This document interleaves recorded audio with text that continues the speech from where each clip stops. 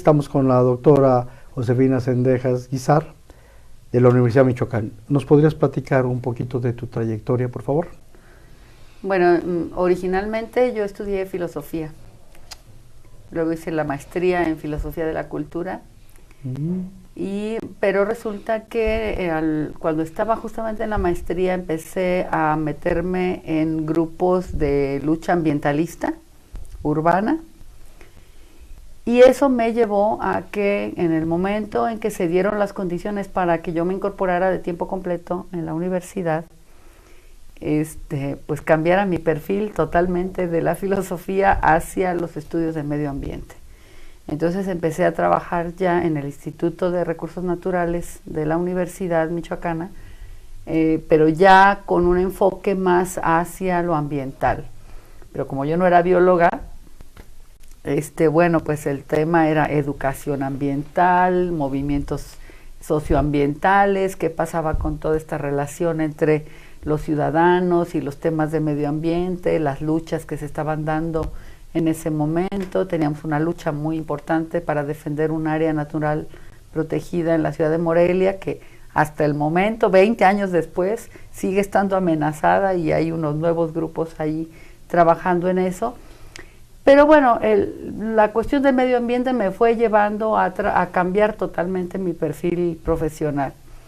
Entonces me especialicé en cuestiones como evaluación de impacto ambiental, etcétera, pero de allí me di cuenta que si no se incorporaba a la dimensión económica, nunca íbamos a entender realmente de dónde venía toda la problemática ambiental que estábamos enfrentando. Entonces, nuevo cambio de perfil, ahora tengo que estudiar economía. Y entonces hice un diplomado de especialización en estudios económicos regionales y luego hice otro en economía social y desarrollo local. Así fue un poco mi trayectoria. Y ya cuando llegué a la economía social, bueno, ya había yo terminado además mi doctorado en planeación y desarrollo, que lo hice en Liverpool, en Gran Bretaña.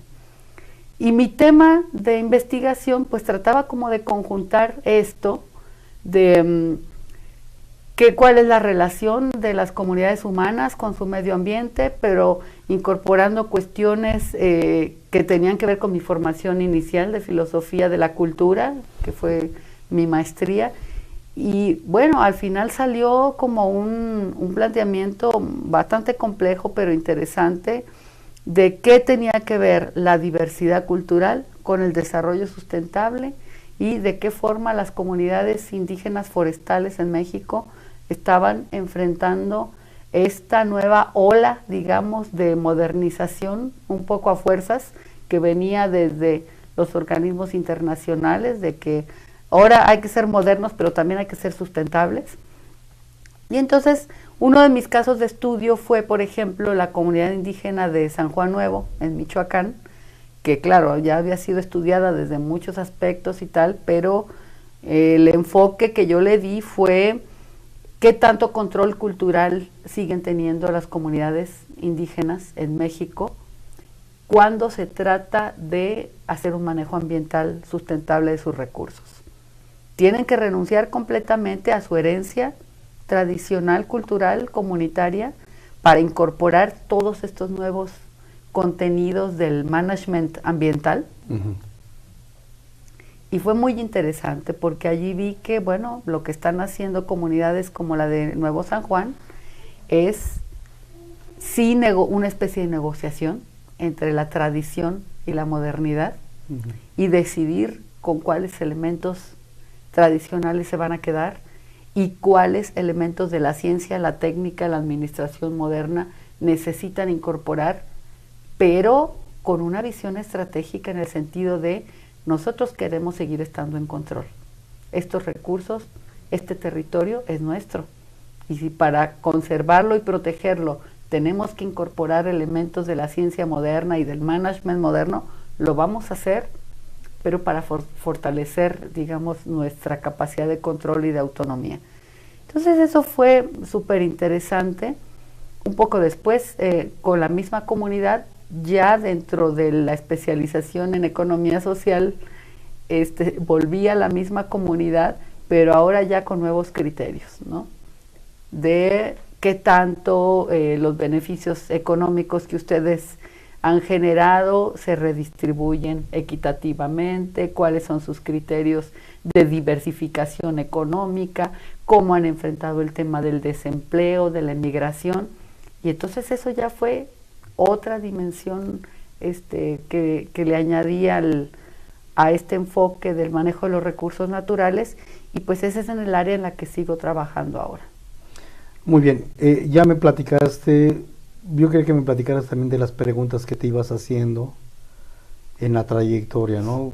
Si escogiste filosofía fue por algo, y si después abordaste filosofía cultural fue por otra cuestión, y si después transitaste al doctorado en Liverpool de desarrollo regional o de planeación regional fue por algo también, y ahora donde estás con referencia a la economía social. A ver si también me pudieras platicar un poquito las preguntas básicas que te hiciste. Bueno, yo creo que cuando en filosofía para mí fue muy interesante haber tenido esa formación, porque claro, el tema de las preguntas clave, ¿no?, de la vida, de qué se trata todo esto, por qué estamos aquí, cuál es el sentido de la vida, de lo social, etcétera.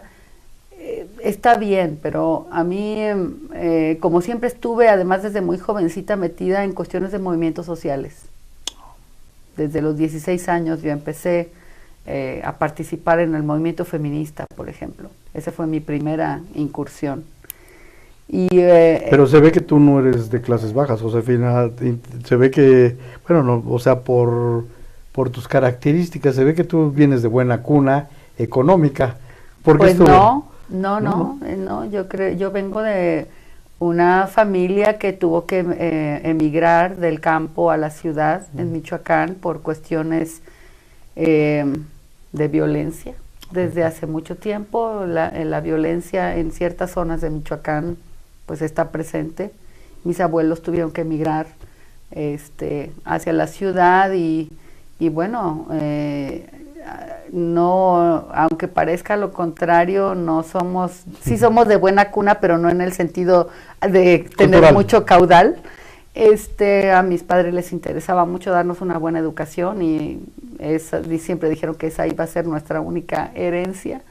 Pero no, yo creo que el tema del sentimiento de las luchas sociales y tal, sobre todo en la zona de donde yo vengo, de la Tierra Caliente de Michoacán, eso sí, históricamente siempre ha estado presente. Entonces, ¿y toda la gente se compromete?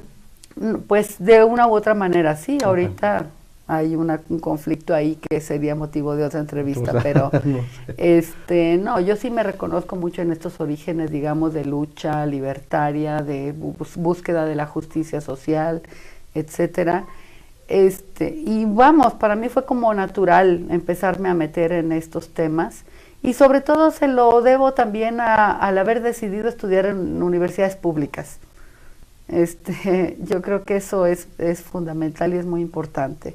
Allí se adquiere una visión completamente diferente, claro, que si hubiera asistido a una universidad privada. Pero bueno, el movimiento social me hizo ver que al contrario de lo que se piensa en los círculos académicos de la filosofía muy cerrados, que asumen una postura como de que la filosofía deja todo como está, no se compromete directamente con los temas y con las causas de la sociedad. A mí eso me desilusionó muchísimo. Entonces llegó un momento en que decidí que ese no era mi camino, estar encerrada como en la Torre de Marfil del pensamiento puro. Y pues especulando. No. Y luego filosofía de la cultura. Sí, bueno, todavía estaba yo en eso, pero fíjate, justamente cuando estaba yo terminando la maestría, fue cuando surgió el movimiento zapatista. Okay. Y yo estaba estudiando en ese momento a un antropólogo que iba a ser base para mi tesis de maestría, Guillermo Bonfil Batalla. México Profundo. el México profundo, y pues fue también un salto para mí en mi conciencia muy importante, porque dije, es que a mí me interesa ver cómo está el tema de la diversidad cultural en este país, y eso me explica muchas cosas. Y de hecho mi tesis de maestría fue sobre el asunto de la mexicanidad y cómo abordarla como un proceso de etnocidio, como habla Guillermo Bonfil, ¿no? Haciendo a un lado toda la matriz cultural indígena, ¿qué hacemos con eso? Y desde entonces a mí el tema de lo indígena y de la diversidad cultural como un punto de partida importante para analizar incluso los problemas de desarrollo del país, fue clave para mí. Y lo de medio ambiente, bueno, después de que ya transité por el movimiento feminista, me metí al movimiento ambientalista y eso fue también para mí un abrir los ojos a toda la problemática que se estaba generando en cuanto a la destrucción ambiental. Y para mí fue muy natural, ¿no? Ya juntar la cuestión filosófica de la diversidad cultural, de las luchas sociales, con ver, bueno, ahora se trata de que se nos está destruyendo la base misma de nuestra vida. ¿Y cómo vamos a abordar esto, ¿no? Con qué recursos, con qué discurso, con qué herramientas, con qué tipo de organización socioeconómica. Y ahí dije, bueno, si no nos alfabetizamos en economía, vamos a seguir en desventaja respecto a todo lo que se nos está tratando de vender como desarrollo, ¿verdad? Ahora resulta que hay que aceptar cualquier cosa con tal de que genere empleo. Ahora resulta que si no aceptamos la modernización de la globalización económica, nos van a tachar de atrasados. Entonces, ¿cómo responder a eso? Pero qué curioso, porque precisamente yo siento que el discurso económico neoclásico, aclaro, es el que ha generado mucho tiempo el pensamiento único, junto con el management. Es el que ha instaurado una forma de ver, el pensamiento único, una forma de ver las cosas que pareciera ser que no hay otras realidades, otras posibilidades. Y yo más veo, bueno, claro, es un obstáculo epistemológico muy fuerte a la economía, porque no permite, fuera de ciertos parámetros, rendimiento, rentabilidad, productividad, eficiencia, competitividad, otras maneras de poder impulsar. Pero a ver, platícame más de esto, o un poquito más. Efectivamente, mira, yo ya había tenido una cierta experiencia en la tesis de maestría de análisis de discursos, digamos, pero desde una postura crítica, de una antropología como la de Guillermo Bonfil, en fin, pero yo ya había hecho ahí como una comparación de discursos sobre la mexicanidad.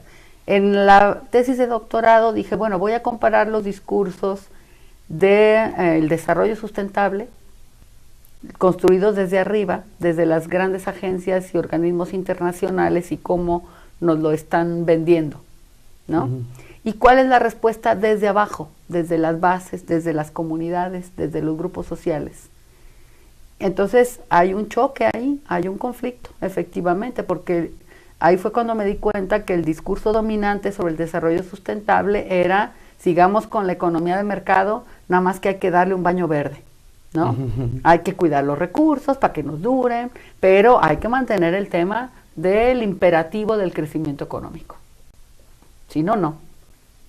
Claro que había otros discursos paralelos, digamos, pero marginales, que se marginalizaron con respecto al discurso dominante, que fue el que adoptaron los gobiernos, que no radicalizaba nada, ni cuestionaba nunca jamás la dinámica del modelo económico neoliberal, etcétera.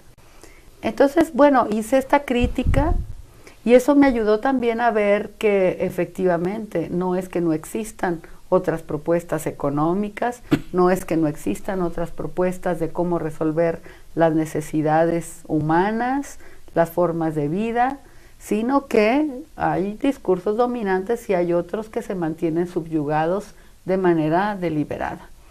Y creo que la economía solidaria, social solidaria, está tratando de recuperar esos discursos y de visibilizar estas nuevas formas, no nuevas, porque hay unas que son muy antiguas, ¿no? Como las de las comunidades indígenas, pero de visibilizarlas y decir, miren, no es que haya un solo y único camino, hay otras maneras como las personas y las comunidades están resolviendo su vida, a veces en situaciones o en condiciones de marginalidad o de subyugación, u otras como movimientos sociales muy pujantes, como los que se están dando en muchos países de América Latina.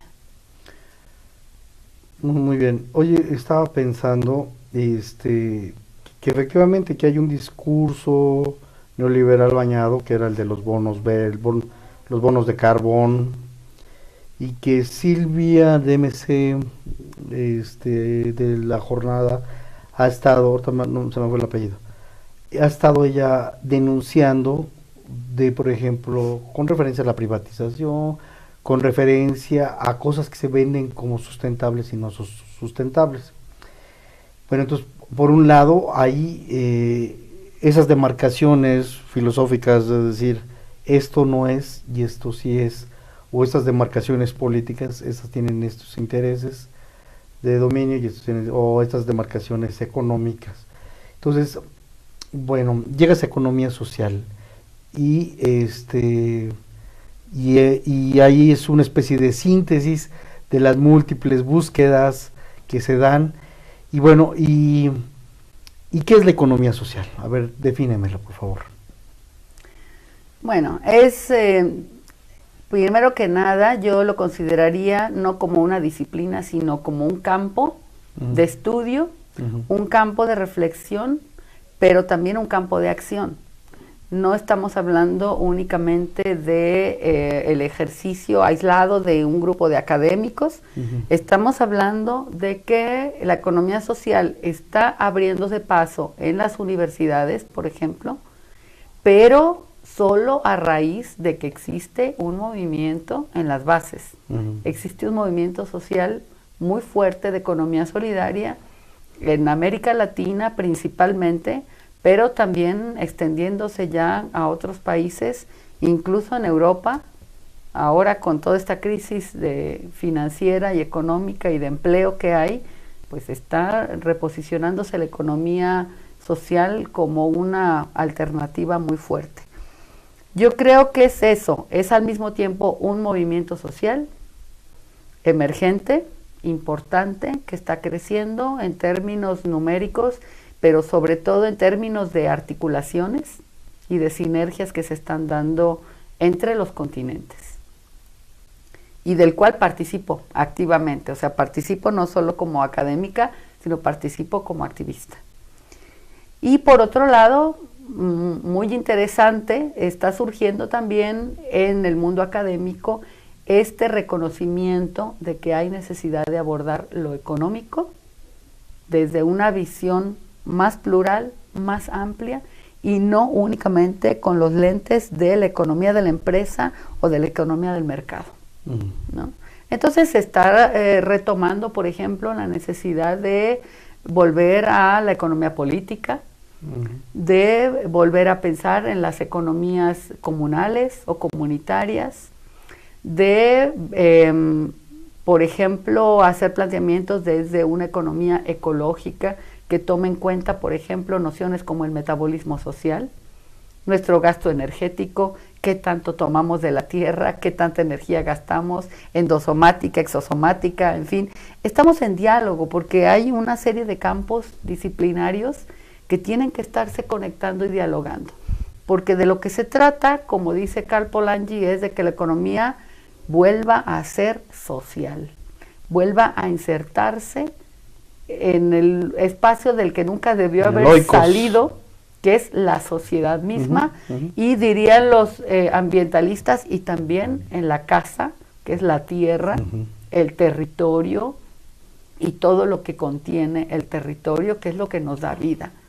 Entonces es un campo muy interesante, emergente, que no necesariamente se va a circunscribir a los estudios estrictamente económicos, sino que tiene que abordar el aspecto productivo, sí, de una manera prioritaria importante, claro, la producción, el intercambio, el consumo, los temas clásicos de la economía, por supuesto, tienen que ser repensados, pero tenemos también todos los aspectos de, por ejemplo, repensar las necesidades. Y eso es un tema estrictamente filosófico. ¿Cuáles son las necesidades legítimas del ser humano? Estaba viendo un cartel muy bonito de los alumnos de esta universidad allá afuera que dice, piensa que lo que quieres no siempre es lo que necesitas en términos de consumo. Y allá hay una reflexión, por ejemplo, que tiene características éticas y antropológicas a las que hay que dar respuesta. ¿Cómo resolvemos nuestras necesidades? Es una respuesta que viene después de que nos preguntamos ¿y cuáles son esas necesidades? ¿No? Y la economía social solidaria es una economía y una reflexión que tiene que discutir como uno de sus ejes teóricos o conceptuales centrales esta diferenciación entre necesidades y preferencias. Porque tú sabes que la economía de mercado se basa exclusivamente en el análisis de las preferencias como formas de la demanda y punto.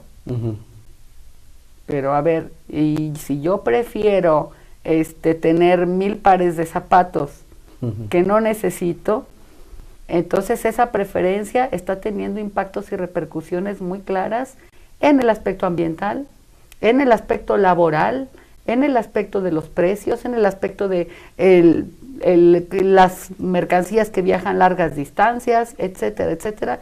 Y todo eso tiene repercusiones en el mundo. Ya no digamos en el tema de la distribución de la riqueza, ¿verdad? Y del bienestar. Entonces sí, no podemos dar una definición estricta de lo que es la economía social solidaria, pero sí te diría que incorpora todas estas aristas múltiples de cómo resolvemos nuestras necesidades y cómo construimos nuestros estilos de vida, pero no solo desde lo productivo, sino también desde lo reproductivo, es decir, cómo permitimos o no la reproducción digna de la vida humana, pero también la reproducción de todas aquellas formas de vida en la naturaleza que a su vez sostienen nuestra propia vida. Muy bien, sé que acabas de publicar, te publicaron un libro de economía social. ¿Nos puedes platicar brevemente sobre el libro de esta investigación que encontraste?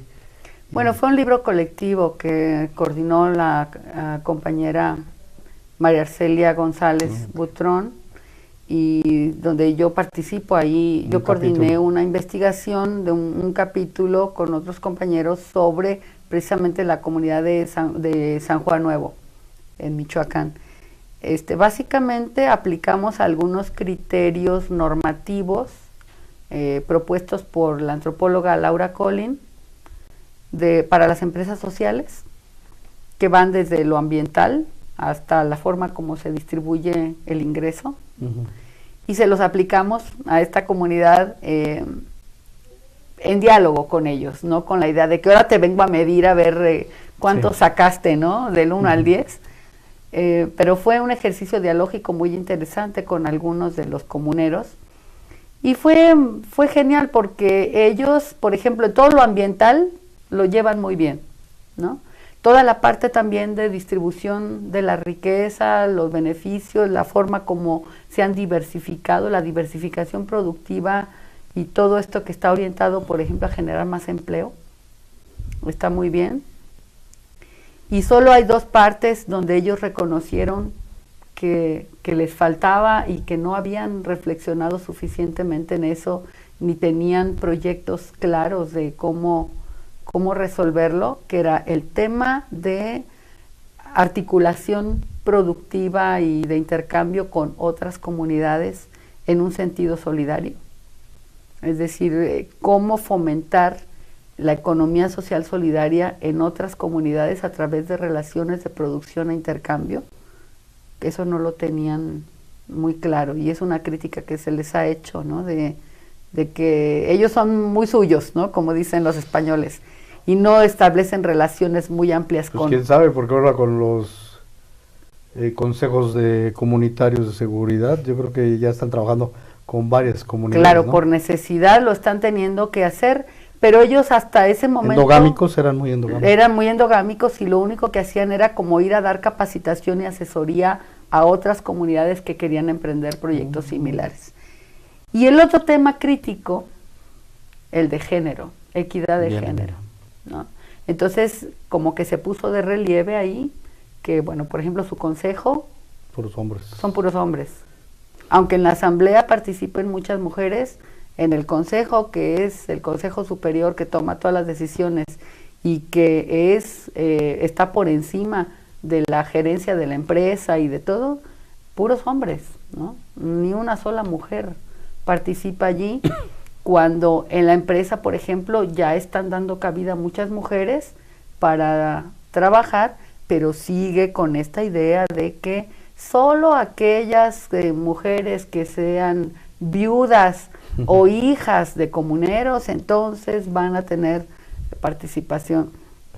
Hay este reconocimiento de que por los usos y costumbres, pues todavía hay asuntos ahí que no les permiten incorporar plenamente y en condiciones de equidad a las mujeres. ¿Y cómo revertiste esta preocupación? Porque a veces, yo no sé, yo me acuerdo que en antropología hubo un debate muy fuerte, que si nosotros queríamos llevar los modelos y traspolarlos, nuestros modelos liberales, traspolarlos a las comunidades, o presentarlos como un objeto de reflexión, y sobre todo al grupo femenino o a la comunidad en general, porque luego andamos haciendo cosas, traspolando cosas que no, bueno, no quiero decir con esto que tenga que justificarse el machismo ni nada de eso, pero lo que es más importante para un grupo en el relativismo puede ser no tan importante para el otro grupo. Entonces, mi pregunta es, ¿cómo lo reviertes? O sea, te das cuenta que hay una participación, que hay una preocupación, que no hay comunicación con otras comunidades, que como que se presentan más, hasta ese momento, un trabajo más endogámico.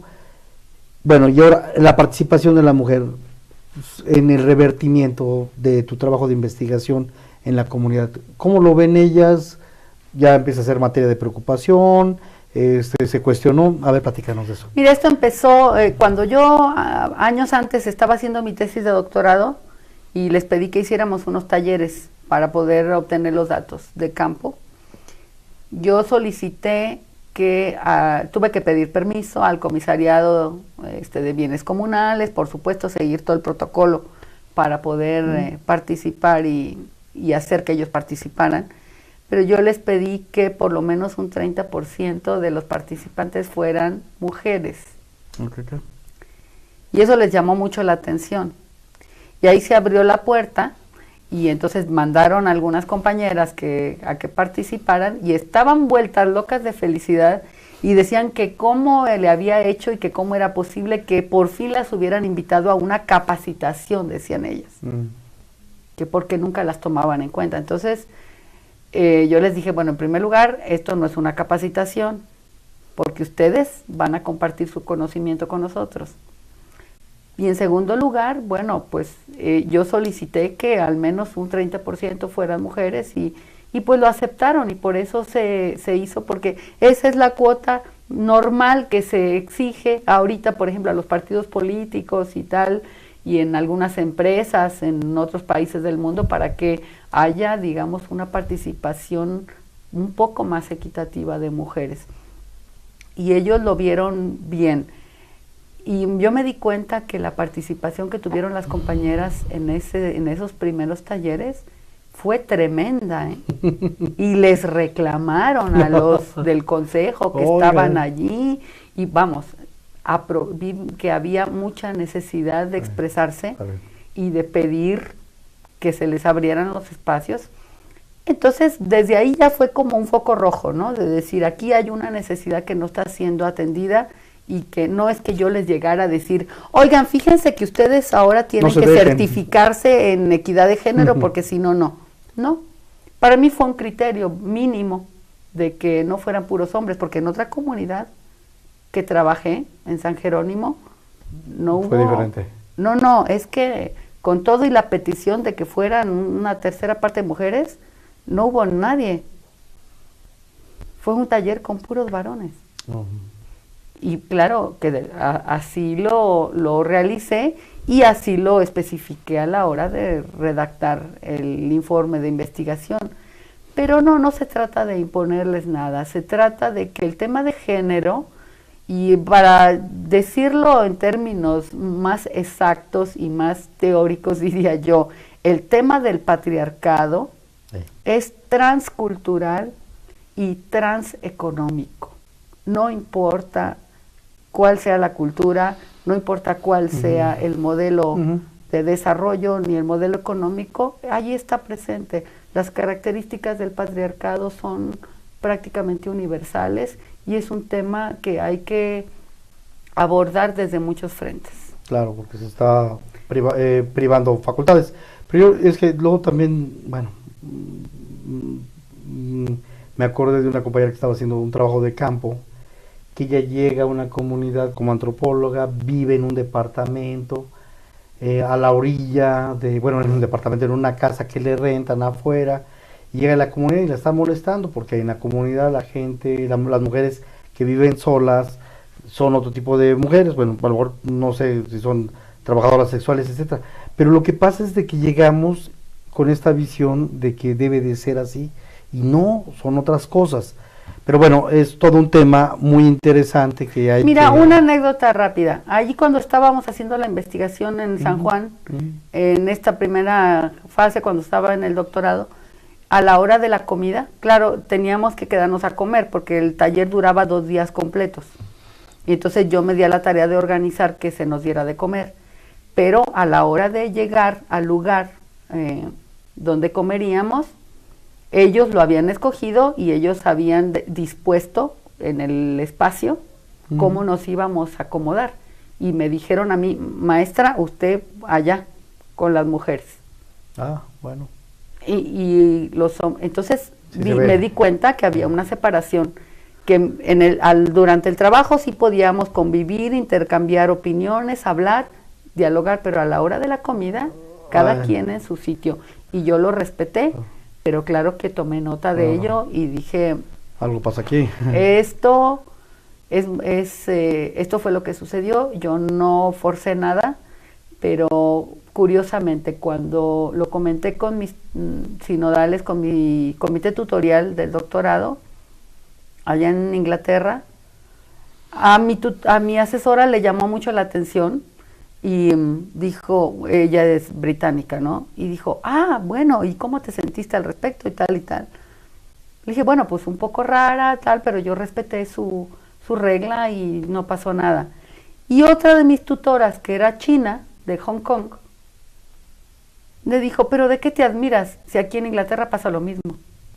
Tómala. ¿Cómo? Sí. Claro, al principio llegas a una reunión social y al principio aparentemente todo es muy libre, muy abierto, y después de un rato ves que ya se hicieron los 2 grupos, los hombres y las mujeres. Y cada grupo está hablando de lo que les interesa. Y difícilmente se vuelven a juntar. Y me puse a pensar y dije, es verdad, en México también es así. Todavía tenemos esos espacios que, aunque no son abiertamente de segregación, seguimos pensando que en una reunión social urbana, si una señora casada se pone a hablar con el esposo de la otra en una reunión social más de ciertos límites que están establecidos sin que estén escritos, eso se va a empezar a ver muy mal. Me explico, como que no es tan tajante la separación, porque entre una cultura rural indígena y la cultura urbana, porque seguimos teniendo esos espacios de separación de intereses y de límites de convivencia. Claro. Fíjate que también nosotros hicimos un trabajo sobre las familias, empresas, te lo acabo de obsequiar, de empresas familiares, y encontramos que pues no hay una modalidad de familia y que no todas única y no todas son patriarcales. Fíjate que lo que encontramos es que son con orientación más democrática, no quiere decir que sean democráticas. Bueno, te lo comento y encontré donde un esquema muy, bueno, muy común, no definido, pero muy común, es el de monoparentales, donde la mamá trabaja, ¿no? Y aquí también una serie de cosas, porque sí veíamos que era la mamá, entonces se supone que pues, por eso se puede democratizar, pero también había una especie de, en algunas, de autocracia, ¿no? De donde había un ejercicio de poder, donde la mamá, no como mujer, sino como autoridad, ejercía cierto poder. Entonces es todo un debate ahí en lo ideológico, en las formas de convivir. No lo quiero naturalizar porque sí varían las condiciones, varían las formas y todo lo demás, pero sí encontré un poquito más de participación, fue el 66% más democrática, donde ya varios miembros, Claro. tanto hombres como mujeres, participaban. Pero bueno, eso era un comentario. Mira, un comentario que puede ilustrar también esto de cómo están participando las mujeres en la economía solidaria. Bien. Que seguramente tiene que ver o se puede conectar con esto que ustedes encontraron en su investigación sobre la empresa familiar. Estoy haciendo una investigación con algunos alumnos en diferentes ferias y mercados de economía solidaria que hay ahorita en el centro del país fundamentalmente. No hemos ido más allá ahorita. Y una gran mayoría de las personas que asisten, productores que asisten a estas ferias, son mujeres. Diría que más del 70%. Y no es casual, yo creo. Es un fenómeno que hay que analizar, pero esto le está dando al movimiento de economía solidaria en México un carácter muy peculiar. Sí. Porque, claro, las mujeres que asisten, la mayoría son cabezas de familia y pues tienen una forma también diferente de hacer negocios.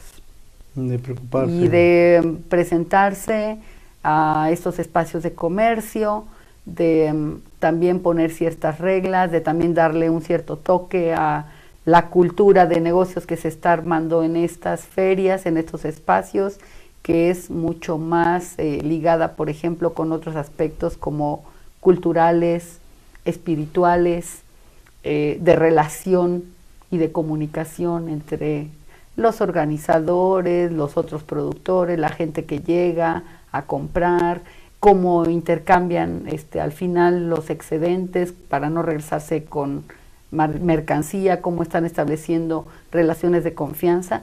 Y creo que esto es algo interesante porque sin verlo como un movimiento, digamos, de carácter feminista, porque no es, ellos no se autodenominan así, ni creo que estuviera dentro del debate con ellas, pero sí lo están haciendo más femenino este movimiento, al menos en lo que se refiere a las ferias.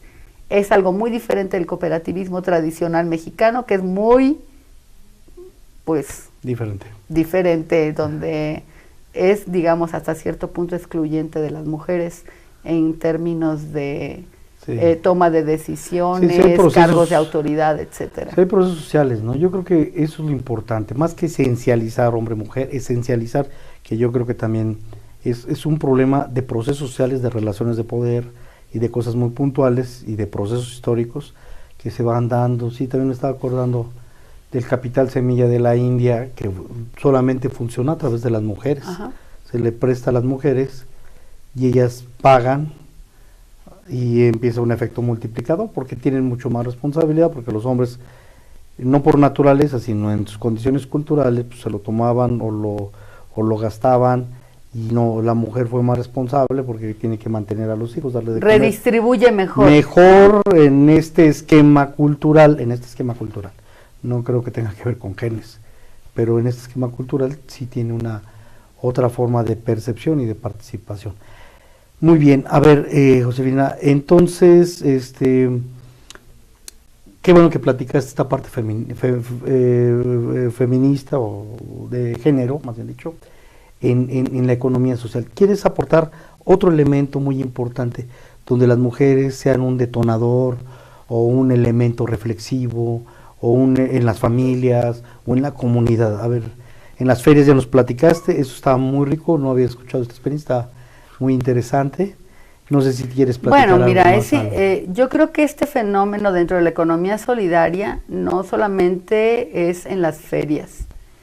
He tenido oportunidad el año pasado y parte de de asistir a algunos eventos internacionales de economía solidaria, y me doy cuenta que las formas de liderazgo que se están manifestando en esta articulación de diferentes redes que articulan niveles desde lo local hasta lo intercontinental, es muy horizontal, es muy democrático, por llamarlo así, en gran medida porque hay muchas mujeres, digamos, a la cabeza de estos procesos, conectando a la gente, que creo que eso es algo que se nos da muy bien. Y no digo que no haya pugnas y que no haya conflictos, incluso entre compañeras, desde luego que las hay, pero sí hay digamos, la presencia mayoritaria de mujeres en estas redes de economía solidaria desde lo local está redefiniendo los liderazgos de cómo se está tejiendo el movimiento a nivel mundial.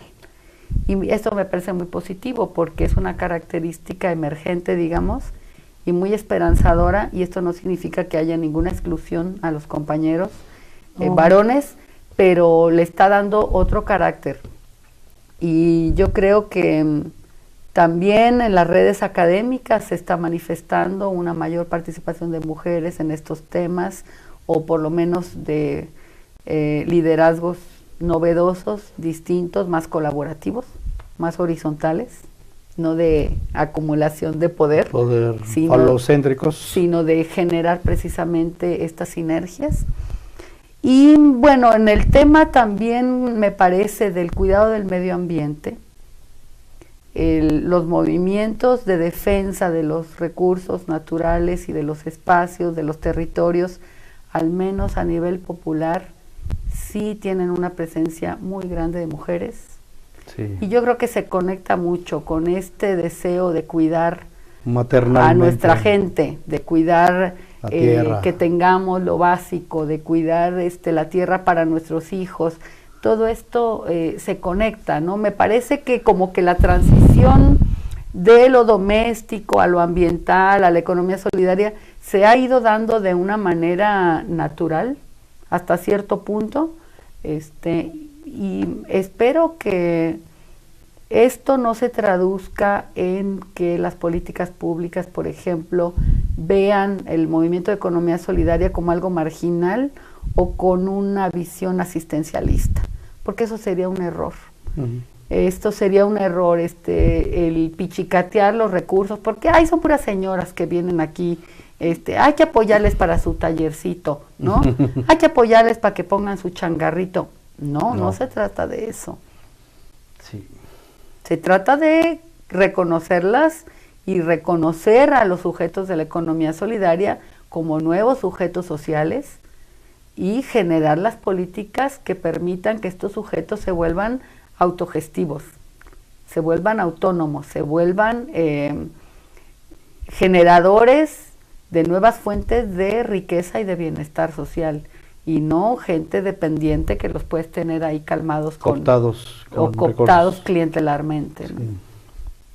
No sé, bueno, si hay alguna otra respuesta aquí, o alguna otra tema que tú quisieras abordar y que consideres que sea importante para la situación de economía social, con mucho gusto. Bueno, pues creo que la reunión que tenemos ahora aquí contigo y con los otros colegas de Puebla, de Guanajuato, es un signo de que hay una necesidad urgente de que desde la academia, desde las universidades públicas sobre todo, pero también las privadas que se sumen, de estudiar nuevas formas de economía, nuevas formas de gestión de los recursos sociales, más democráticas, más horizontales, menos excluyentes y más orientadas a preservar la vida de todos y de todas. Es evidente ahora que hay esta necesidad y que necesitamos destinar todos los recursos necesarios para ello, los espacios de interlocución, de diálogo, los recursos financieros, las facilidades administrativas, pero también la posibilidad de conectar estas redes para que empecemos a generar un nuevo conocimiento de lo económico, porque el que tenemos es obvio que no nos sirvió de nada, ¿verdad? Sí, no. No nos sirvió para prevenir la crisis que todavía vivimos. Y entonces creo que hemos de aprovechar la coyuntura para generar nuevas propuestas y tenemos que ser muy audaces, como dice Boaventura de Sousa, y también muy creativos. Bueno, por último te voy a pedir un mensaje para las mujeres y luego para los hombres desde esta perspectiva. Uy, qué difícil. Bien. Pues para las mujeres que somos, porque yo soy una de ellas, que somos cabeza de familia, pues no dejarnos abatir, porque la carga es muy grande. La carga es muy grande, pero lo hemos hecho, yo creo, bastante bien, pero no necesariamente tenemos que hacerlo solas. Tenemos que generar esos espacios de colaboración, de sinergia entre nosotras para sacar adelante a nuestras familias y al país mismo, ¿no? Y a los compañeros, bueno, pues yo creo que les pediría una mayor apertura. Esta idea de que solo el hombre es el que tiene capacidad para hacer los negocios, para sostener la economía y tal, pues no es verdad, no es así. Y no es que tengamos que ir por caminos separados. Yo creo que los varones tienen, por cultura, por historia, ciertas capacidades que nos son muy necesarias para poder sacar adelante de manera realista, viable, un proyecto, pero las mujeres podemos aportar también muchas cosas y entre ellas destacaría una, la responsabilidad. El éxito de los bancos Grameen y de microcrédito y tal, de que por ejemplo tienen 0 cartera vencida, es un dato empírico que no hay que olvidar a la hora de ver a quién se le asignan los recursos y a quién se le considera sujeto de confianza, sujeto de crédito, porque ya hemos demostrado claramente lo que tú dijiste, somos mejores para distribuir los beneficios que los varones. Entonces, esto da que pensar. Hay que reflexionar en que si no cuidamos juntos de la vida de todos y todas, pues vamos a seguir deteriorándonos como país y como sociedades, y de lo que se trata es de salir adelante y de resolver los grandes retos que tenemos ahorita en nuestras comunidades y no seguir multiplicando la violencia, sino irla diluyendo y eliminando, empezando de nuestras relaciones como género, entre hombre y mujer. Muy bien, pues muchas gracias. Le doy a la doctora Josefina que su presencia y los conocimientos que nos comparte, las inquietudes, las reflexiones muy interesantes sobre género y economía social que poco lo habíamos abordado y que son necesarias pues para pensar en un mundo más justo, más equitativo, más participativo, más comprometido y más responsable. Muchas gracias. Gracias a ti, Ricardo, por ser nuestro anfitrión.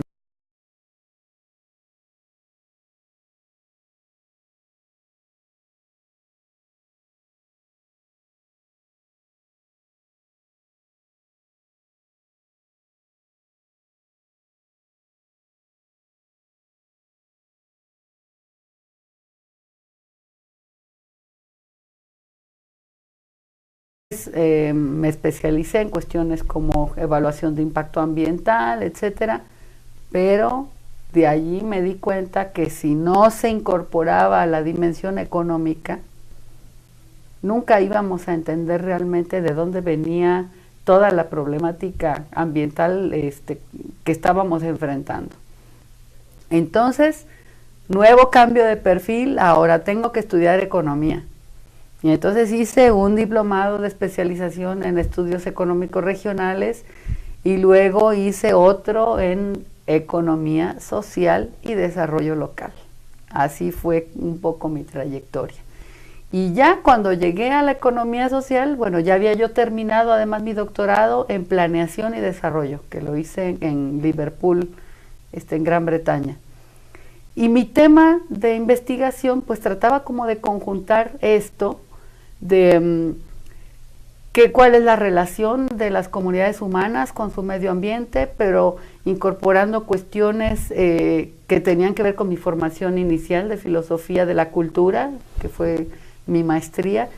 Y bueno, al final salió como un planteamiento bastante complejo, pero interesante, de qué tenía que ver la diversidad cultural con el desarrollo sustentable y de qué forma las comunidades indígenas forestales en México estaban enfrentando esta nueva ola, digamos, de modernización, un poco a fuerzas, que venía desde los organismos internacionales, de que ahora hay que ser modernos, pero también hay que ser sustentables. Y entonces, uno de mis casos de estudio fue, por ejemplo, la comunidad indígena de San Juan Nuevo. No, yo vengo de una familia que tuvo que emigrar del campo a la ciudad en Michoacán por cuestiones de violencia. Desde hace mucho tiempo la violencia en ciertas zonas de Michoacán pues está presente.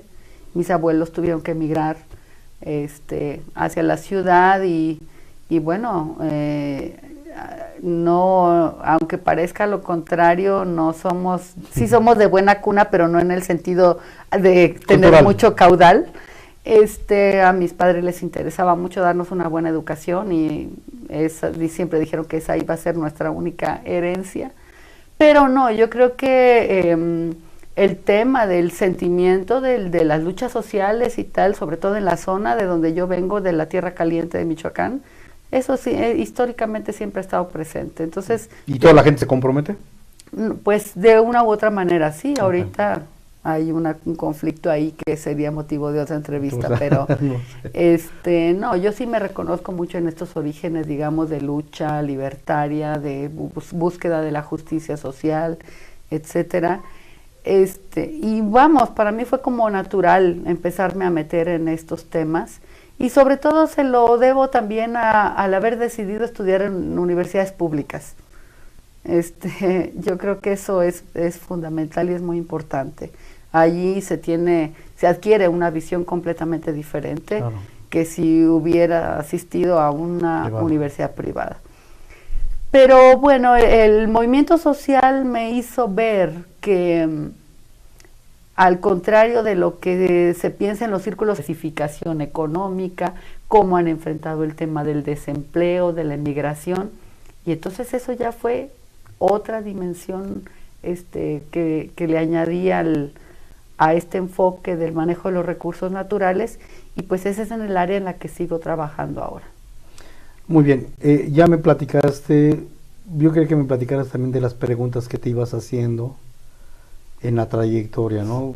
Si escogiste filosofía fue por algo, y si después abordaste filosofía cultural fue por otra cuestión, y si después transitaste al doctorado en Liverpool de desarrollo regional o de planeación regional fue por algo también, y ahora donde estás con referencia a la economía social. A ver si también me pudieras platicar un poquito las preguntas básicas que te hiciste. Bueno, yo creo que cuando en filosofía para mí fue muy interesante haber tenido esa formación, porque claro, el tema de las preguntas clave, ¿no?, de la vida, de qué se trata todo esto, por qué estamos aquí, cuál es el sentido de la vida, de lo social, etcétera.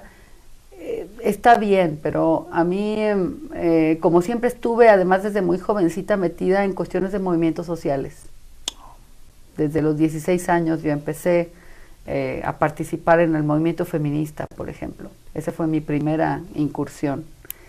Pero se ve que tú no eres de clases bajas, Josefina. Se ve que, bueno, no, o sea, por tus características, se ve que tú vienes de buena cuna económica. Porque